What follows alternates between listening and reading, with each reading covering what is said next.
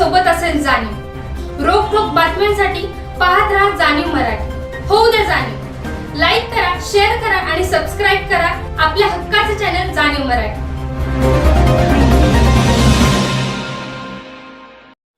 सातारा शहराचा झपाट्यानं विस्तार झाला। बघता बघता तुम्हाला शाहूपुरी आणि शाहूनगर हे हायवेच्या पर्यंत पोहोचला आणि इकडं कोंडव्यापर्यंत शाहूपुरी पोचली आणि सैदापूरच्या गावात लगत देखील फार मोठ्या वस्त्या झाल्या आणि इकडं तुम्हाला गेलं तर मसवेच्या नदीपर्यंत खरं तर सोसायट्यांची वसाहत झाल्या, तामजाई नगर वाढलं। ह्या गोष्टी ज्या वेळेला वाढतात त्यावेळेला लोकांच्या गरजा सुद्धा वाढतात आणि त्या निमित्तानं का होईना पण लोकांच्या गरजा कशा भागवाव्यात हे सातारा नगरपालिकेपुढे खरं तर आव्हान असेल।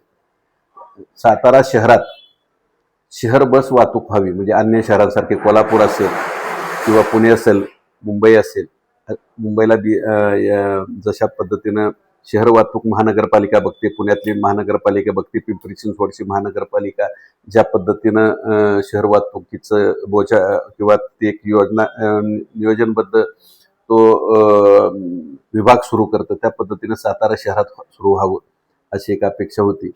एक 10 वर्षापूर्वी सातारा शहरात एस टी महामंडळ ह्या सगळ्या सुविधा उपलब्ध करून देत होतं। एस टी महामंडळाच्या बसेस रेल्वे स्टेशनला जात होत्या, इकडं तुमच्या हायवेपर्यंत जात होत्या, इकडं खिंडवाडीपर्यंत जात होत्या, इकडं मुळाच्या वड्यापर्यंत शहर वाहतूक सुरू होती।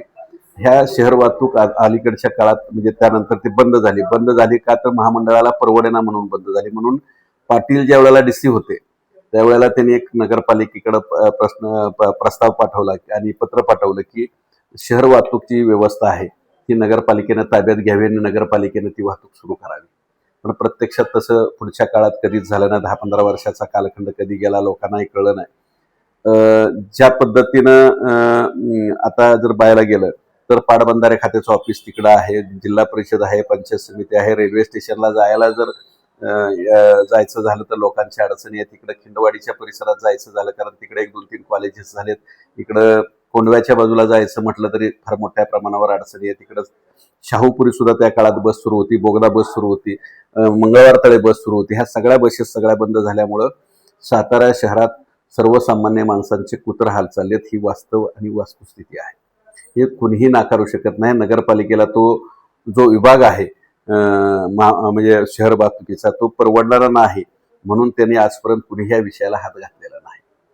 वास्तविक ज्या वेळेला शहराचं विस्तारीकरण होतं त्यावेळेला ह्या गोष्टी फार गरजेच्या असतात। कारण आम्हाला शाहूनगरमधनं घरपट्टी भरायला नगरपालिकेत यायचं झालं तर रिक्षाशिवाय सर्वसामान्याला किंवा ज्येष्ठांना पर्याय नसतो आणि ते जर घालायचं म्हणजे तिथून यायचं म्हटलं तर रिक्षांचा मनमानी जो आहे, कोण म्हणाल 100 रुपये द्या, कोण म्हणाल 150 द्या, कारण मीटर पद्धत गेल्या 10 वर्षापासून बंद आहे। मीटर पद्धत बंद असल्यामुळं ह्या सगळ्या गोष्टी मनमानीचा चाललाय आणि त्याचा फटका सर्वसामान्याला बसतोय। आज घरपट्टी भरायला जर तुम्ही तुमच्या शाहूपुरीतनं एखादा ज्येष्ठ नागरिक यायचं झालं तर जायचे 100-150 आणि यायचे 100-150 जर घालवले तर 200-300 रुपये त्याचे जाण्या-येण्यावरही जातात। ती वेळेवर रिक्षा मिळेल असं नाही, कारण अशा व्यक्तींना 4 पावलं सुद्धा चालणं अवघडच पडतं। त्यामुळे ह्या गोष्टी सगळ्या अडचणीच्या भासतात। फक्त हे घरपट्टीचंच नव्हे तर नगरपालिकेत जेवढी कामं असतं, कोण जन्म मृत्यूच्या दाखल्यासाठी येतं, कोण घरपट्टी कमी करावी ह्याच्यासाठी विचारणा करायला येतं, कोण कुठल्याही अन्य कामांसाठी येतं। त्यावेळेला मात्र त्यांना हा मोठ्या गोष्टी सहन कराव्या लागतात। त्याहीपेक्षा सशी होलपट होती ती शासकीय कर्मचाऱ्यांची होती। लेडीज ज्या जातात त्या अलीकडच्या काळात दुचाकी वाढलेत त्यामुळे दुचाकीवरून बरेच जातात, पण प्रत्येकाला जाणं ते शक्य नसते। मग त्यांच्या अडचणी आहेत, त्याहीपेक्षा मोठ्या अडचणी आहेत ते शहर वाहतुकीसाठी विद्यार्थ्यांच्या फार मोठ्या आहेत। विद्यार्थ्यांना सर्वसामान्य कुटुंबाला गाडी म्हणजे जी स्कूल बस आहे, इंग्लिश मिडियम स्कूल बस आहेत त्यांचे 1000, 1200, 1500 रुपये दरमहा देणं परवडत नाही। त्यांना जर बसेस सुरू झाल्या तर बरेचसे विद्यार्थी ह्या त्या बसनं जातील आणि बसनं गेल्यानंतर त्यांना सर्व गोष्टी सोप्या पडतील। कारण राजवाड्यावरनं एखादी बस सुटली आणि जर तुमच्या अजिंक्य कॉलनीपर्यंत गेली चौकापर्यंत तर तिथला जो गुरुकुल स्कूल असेल वगैरे त्या सगळ्यांच्या तिथल्या विद्यार्थ्यांचं भागू शकतंय। शानबाग शाळेत जाणाऱ्यांची तीच परिस्थिती आहे, इकडं तामजाई नगरमध्ये जाणाऱ्या लोकांची तीच परिस्थिती आहे। ह्या सगळ्या गोष्टी जर बघितल्या तर शहर वाहतूक सुरू होणं हे अत्यंत गरजेचं आहे. त्यावेळेला त्याशिवाय लोकांच्या अडचणी बऱ्याचशा सुटणार नाहीत. यासाठी खासदार श्रीमंत छत्रपती उदयनराजे भोसले आणि सार्वजनिक बांधकाम मंत्री नामदार शिवेंद्रसिंहराजे भोसले यांनी खरं तर लक्ष घालावं, कारण त्यांनी आता लवकरच कोडोली आणि खिंडवाडी, खेड, इकडं कोंडवं, सैदापूर असा परिसर घेऊन त्याच्यानंतर संगमनगरचा काही परिसर घेऊन त्यांचा प्रस्ताव डोक्यात आहे की महानगरपालिका करावी. महानगरपालिका करण्याला त्यावेळेचे त्या गोष्टी अवलंबून असतील.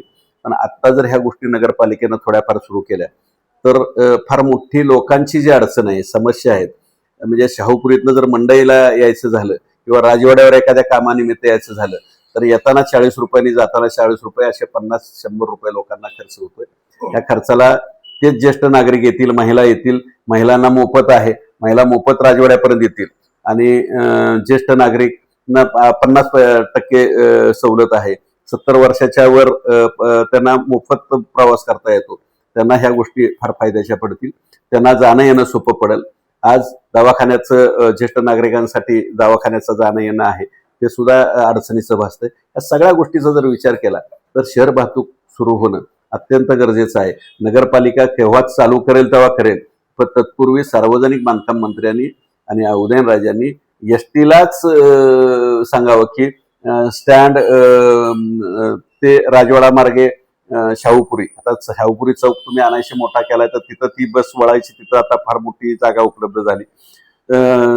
स्टँड राजवाडा मार्गे रेल्वे स्टेशन, कारण रेल्वे स्टेशनला रेल्वे स्टेशन साताराचं म्हणजे अंदमान निकोबारला असल्यासारखं आहे. सातारा पासून 3.5-4 किलोमीटर असल्यामुळं रिक्षावाला 200-250-300 रुपयाच्या खाली येत नाही. त्या जर रेल्वेच्या वेळेवर त्या गाड्या पूर्वीसारख्या सोडल्या राजवाड्यावरनं किंवा स्टँड मार्गे अशा जर गेल्या तर स्टँडवरचे ते प्रवासी उचलता येतील, राजवाड्यावरचे प्रवासी उचलता येतील, रेल्वे स्टेशनला जाणं सर्वांना सोपीचं पडेल. स्टँड ते शाहूनगर, स्टँड ते अमुक असं जर हे जर वाहतूक सुरू ठेवली तर थोडंसं फायद्याचं पडेल. ही झाली एक बाजू की शहर वाहतूक सुरू करावी इथपर्यंतची. पण दुसरी बाजू अशी आहे की सातारा शहरातल्या रस्त्यांची. सातारा शहरातले रस्ते की फुटपाथ आहेत, पण फुटपाथवरनं चालणं सुद्धा शक्य नाही. ज्या त्या बऱ्याच ठिकाणी म्हणजे पोस्टाच्या शेजारी परवा एक महिला पडली का, तर तिथं एक मलबार म्हणून तिथं एक सोन्याचं दुकान निघालं आणि त्यांनी स्वतःच्या खर्चानं पुढचा पेवर्स टाकलेले आहेत. ते पाऊस पडला की घसरतंय आणि पडतंय अशी परिस्थिती आहे. कुठलेही लेवल त्या तुम्हाला पेवर्स दिसत नाही.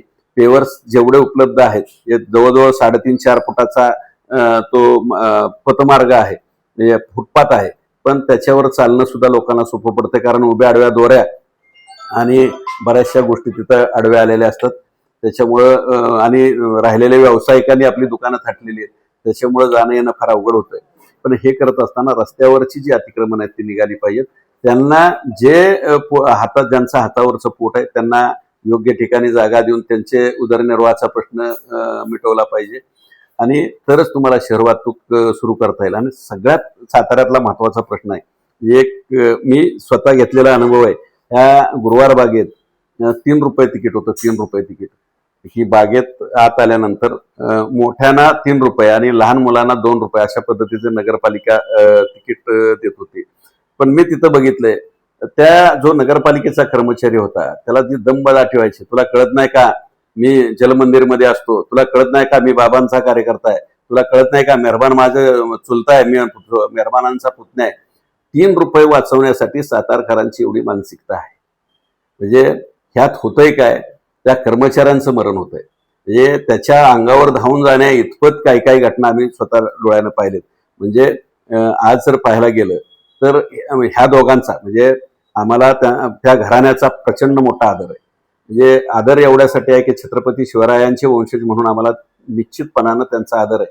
पण त्यांच्या नावाचा वापर तुम्ही शासकीय कार्यालय जरी बघितली किंवा तुम्ही कुठलंही शासकीय कार्यालय बघा, तुम्ही अन्य पेट्रोल पंपापासून सगळी कार्यालय बघा. म्हणजे पेट्रोल पंपावर जरी गेलं तर कळत नाही का आम्हाला जलमंदिरमध्ये जायचंय, लवकर पेट्रोल भर, म्हणजे अशा सुद्धा दमदाटी देऊन ह्यात स्वतःचा स्वार्थ कार्यकर्ते साधून घेतायत.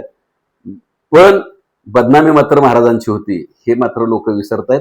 आणि ह्याला कुठंतरी आळा बसला पाहिजे. हे बघणाऱ्याला दुःख होतंय, हे सुज्ञ नागरिकाला दुःख होतंय, हे सुजाण नागरिकाला दुःख होतंय, पण ह्या दुःखाचे हे तिथपर्यंत पोचतच नाही. म्हणजे आज जर नगरपालिकेतली परिस्थिती बघितली तर नगरपालिकेत सुद्धा हीच परिस्थिती आहे. नगरपालिकेत काय वेगळे आहे असं नाही. अधिकाऱ्यांना खाजगीत विचारा, अधिकारी दमदाटी वाड्यावरचं आणि बंगल्यावरचे दम देऊन कशा पद्धतीनं कामं करून घेतली जातात किंवा कशा पद्धतीनं भाषा वापरली जाते, हे फार मोठं वास्तव आहे आणि हे कुठंतरी थांबलं पाहिजे. आम्हाला एकच म्हणायचं आहे की ह्या दोघांची बदनामी होता कामा नये, राजघराण्याची बदनामी होता कामा नये, छत्रपती शिवरायांच्या घराण्याची बदनामी होता कामा नये, एवढीच अपेक्षा आहे. पण 3 रुपयासाठी जर अशा पद्धतीनं बागेत हे करत असतील तर शहर वाहतूक, मी त्याच्यासाठी परवा एक स्टेटस ठेवलं होतं की रस्ते अरुंद आहेत, फुटपाथ नाहीत, फुटपाथ असूनही त्याचा उपयोग नाही आणि ह्या सगळ्या गोष्टी केल्या तर छोट्या छोट्या बसेस आल्या त्या सुद्धा वापर आपल्याला करता येईल. ते करून चालू जरी केल्या तर मात्र जो कंडक्टर असेल त्याला वाहक म्हणतात, त्याला मात्र चिलखत द्यावं लागेल का? जर ते बागेत बघायला मिळालं ते रोज उठून त्या कंडक्टरला बिचारायला, नाही तर रोज उठून त्याला कान पाडणार आणि रोज उठून त्याला मार खावा लागणार, रोज उठून त्याची आई बहीण निघणार. हे ठरलेलं गणित आहे. ह्याला कुठं जर आळा घालायचा असेल तर कार्यकर्त्यांना सुद्धा दाबण्याचं काम दोघांनी करावं. मी विशेषतः म्हणजे हे जबाबदारीने सांगतो एवढ्यासाठी की लोकांच्यातली बी चर्चा अशीच आहे. मला जे सुचतं ते लोक बोलतात त्यावेळेला सुचतं म्हणून मी त्याची टेस्ट करतो. कारण लोक म्हणले इथं बस वाहतूक करा, ठीक आहे, हा 10-15 वर्षाचा मागणी आहे, ह्याला कुणी आजपर्यंत लक्ष घातलेलं नाही, पण हे करत असताना कंडक्टरला मात्र चिलखत द्यावं लागेल असं लोक अगदी जाणीवपूर्वक ज्या वेळेला बोलतात त्यावेळेला खोलवर विचार केल्यानंतर ही घडू शकतं. गाडी रिक्षाला, कारण बस वाहतूक चालू करायची झाली तर रिक्षावाल्यांच्या पोटावर पाय येणार आणि रिक्षावाल्यांच्या पोटावर पाय येणार म्हणून वादावादी सुरू होणार. मग मात्र तिलखताशिवाय त्याला पर्याय राहणार नाही आणि त्याला ते केल्याशिवाय. पण शहर वाहतूक होणं अगदी फार महत्वाचं आहे आणि शहर वाहतूक जर सुरू झाली तर बऱ्याचशा गोष्टी ह्या शहरातला व्यावसायीकरण वाढेल. शहरात जे आज कामानिमित्त येतात, कपडे खरेदीला येतात, लोक म्हणजे टाळाटाळ करतात. लोक म्हणजे ज्या वेळेला ज्येष्ठ नागरिकांना, महिलांना येणं सोयीचं होईल त्यावेळेला बस मिळते, बस जायला की आम्ही राजवाड्यावर बसलं, पोहे नाक्यावर बसलं की आम्ही राजवाड्यावरनं आम्ही डायरेक्ट शाहूपुरी ज्या वेळेला जातो त्यावेळेला पोहे नाक्यावरची दुकानं चांगली चालतील, त्यावेळेला राजवाडा परिसरातली दुकानं चांगली चालतील.